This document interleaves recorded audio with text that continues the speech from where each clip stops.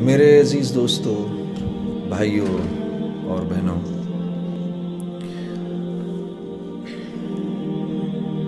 یہ بڑی خوش قسمتی کا موقع ہوتا ہے کہ لوگ کسی بھی جگہ پر اللہ رب العزت کے لیے جمع ہوتے ہیں اور ان کی سوچیں اور ان کی فکریں جو ہیں وہ اس بات میں استعمال ہوں کہ کس طرح سے محمد صلی اللہ علیہ وسلم کا لایا ہوا دین جو ہے وہ زندہ ہو جائے۔ اللہ کے نبی صلی اللہ علیہ وسلم کی دعا ہے، بس چھوڑ، اللہم انصر من نصر دین محمد صلی اللہ علیہ وسلم۔ اے اللہ، تو اس کا مددگار بن جا جو محمد صلی اللہ علیہ وسلم کے دین کا مددگار ہے، اور جس کے لیے رسول اللہ صلی اللہ علیہ وسلم نے دعا کی ہو، یہ کیسے ممکن ہے کہ یہ دعا قبول نہ ہو؟ مجھے ویسے تو مسجد میں بات کرنے کی عادت ہے، اسٹیج پر اب اس ماحول میں بات کرنے کی عادت نہیں ہے، لیکن آپ لوگوں کا جو دین سے جو رغبت ہے یہ دیکھ کے مجھے رشک ہو رہا ہے، کس طرح آپ لوگ اپنے اوقات کو، باہر کی دنیا میں اس وقت لوگ اس فکر میں ہے کہ کس طرح سے مال بڑھ جائے، نام بڑھ جائے، شہرت بڑھ جائے، یہ ساری فکریں اس وقت لوگوں کی ہیں۔ عام طور پہ یہی سوچیں، دن سارا اسی میں استعمال ہوتا ہے، صلاحیت ساری اس میں استعمال ہوتی ہے۔ آپ کے ٹورانٹو کے شہر میں ایک آدمی نے ہمیں بتایا، ٹورانٹو شہر سے، کہ جی آج کے دور میں تو لوگ کام ہی نہیں کرتے، مجھے دیکھیں 30 سال ہو گئے میں نے دکان میں ایک دن کی چھٹی نہیں کی۔ میرے یہ بات سن کے پیروں کے نیچے سے زمین نکل گئی۔ کہا جی ایک دن چھٹی کی تھی، وہ بھی آدھے دن کی، جس دن والدہ کا انتقال ہوا تھا، آدھے دن کی تھی چھٹی، دوپہر کو پھر دکان پہ آ گیا تھا۔ سوچو اس مسلمان کی ساری صلاحیتیں وہاں لگیں جہاں اس بیچارے کا زور ہی نہیں چل سکتا، کیونکہ رزق تو اللہ کی طرف سے مقدر ہے، متعین ہے۔ یہ 30 سال، وہ جس نے عمر قید گزاری نا 14 سال، وہ اس سے دگنا خوش قسمت ہے، کیونکہ وہ تو 14 سال کے بعد رہا ہو گیا، یہ 30 سال دکان کا قیدی بنا رہا بیچارہ۔ اس کی ساری صلاحیتیں اللہ رب العزت نے جو اس کے اندر انسانی کمالات رکھے تھے، وہ سارے کے سارے استعمال کس لیے ہو گئے؟ دکان کی چیزیں بیچنے کے لیے۔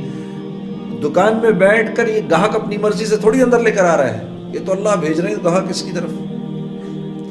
لیکن اس بیچارے کی صلاحیتیں ساری کی ساری دکان کو ٹھیک کرنے میں لگ گئی۔ اس کی کیا وجہ ہے؟ اس کا قصوروار میں اپنے آپ کو سمجھتا ہوں، میں اپنے آپ کو اس پیارے بھائی کی صلاحیتوں کے ضائع ہونے کا میں قصوروار ہوں۔ کاش کہ میں نے وقت نکالا ہوتا، میں آیا ہوتا اس کے پاس، یہاں پر اس کو بتایا ہوتا۔ مسلمان تھا، میرے ایک دو دفعہ بتانے سے ہو سکتا ہے اس کو بات سمجھ میں آ جاتی کہ دنیا میں آنے کا مقصد مال کا بڑھانا نہیں ہے، بلکہ دنیا میں آنے کا مقصد ہدایت حاصل کرنا ہے۔ ٹھیک ہے، یہ اب اس سے زیادہ بڑھے گا نہیں، ٹھیک ہے؟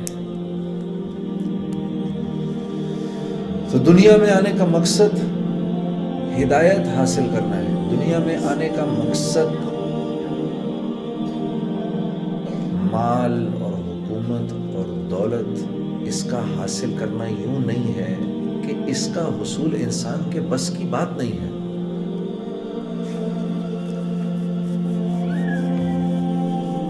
انسان کے بس کی بات نہیں ہے میرے دوستو، رزق کا بڑھ جانا انسان کے بس کی بات نہیں ہے۔ اب بہتر ہے، Sameer keep it that way, یہ بہتر ہے۔ رزق کا بڑھ جانا انسان کے بس کی بات نہیں ہے. اللہ یبسط الرزق لمن یشاء ویقدر، یہ اللہ کا اعلان ہے. رزق میں بڑھاتا ہوں اور میں ہی گھٹاتا ہوں. ترزق من تشاء بغیر حساب ویرزق من تشاء بغیر حساب، جس کے لیے میری مرضی ہوتی ہے میں بڑھا دیتا ہوں زیادہ، بغیر حساب کتاب کے دے دیتا ہوں. ایک چھوٹا سا بچہ، باپ اس کا ملینئر بلینئر دنیا سے گیا، 8-9 سال کا بچہ ہے، ایک دم بلینئر ہو گیا. اب اس میں اس کا کیا کمال ہے؟ کون سی محنت لگی اس بچے کی؟ اللہ کی طرف سے ایک فیصلہ تھا. اور رزق کا لیکن مال کا بڑھنا یہ رزق کی بڑھوتی نہیں ہے.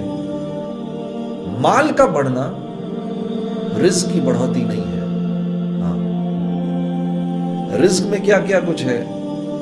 رزق میں مال بھی ہے، نیک بیوی بھی ہے، فرما بردار اولاد بھی ہے، معاشرے میں لوگوں کی عزت بھی ہے، سر ڈھانکنے کے لیے، سر چھپانے کے لیے چھت بھی ہے، کپڑے تن ڈھانپنے کے لیے کپڑے بھی ہیں، ہاں، کھانا بھی ہے، صحت بھی ہے.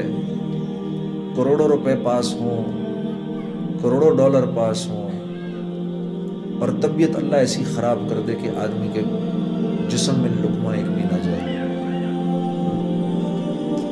تو آپ یہ کہیں گے کہ اس کا رزق بڑھ گیا ہے، کیونکہ پیسے تو بہت آ رہے ہیں. امن و امان بھی ہے، عافیت بھی ہے، لوگوں کا آپس میں مل جل کے رہنا بھی ہے، یہ سب رزق ہے. تو اللہ فرما رہے ہیں یہ ہم اپنی مرضی سے بڑھاتے ہیں، ہم اپنی مرضی سے گھٹاتے ہیں، ہم اس میں برکت دیتے ہیں اور ہم اس میں بے برکتی دیتے ہیں. تو یا اللہ کس کے لیے برکت دیتے ہیں اور کس کے لیے بے برکتی کرتے ہیں؟ آپ کس کے لیے برکت کرتے ہیں، کس کے لیے بے برکتی کرتے ہیں؟ تو میرے عزیز دوستو، اللہ رب العزت کے ہاں ان الدین عند اللہ الاسلام، یہ اللہ کا فیصلہ ہے. بھائی میرے قریب ہونا چاہتے ہو، میرے دوست بننا چاہتے ہو، تو اسلام یعنی یہ جو میرا حبیب ہے محمد صلی اللہ علیہ وسلم، اس کے رنگ میں رنگ جاؤ، تم اس کے ہو جاؤ، ہم تمہارے ہو جائیں گے. ہاں، اب چاہے ٹورانٹو میں رہو، لاہور میں رہو، کوئی فرق نہیں پڑتا.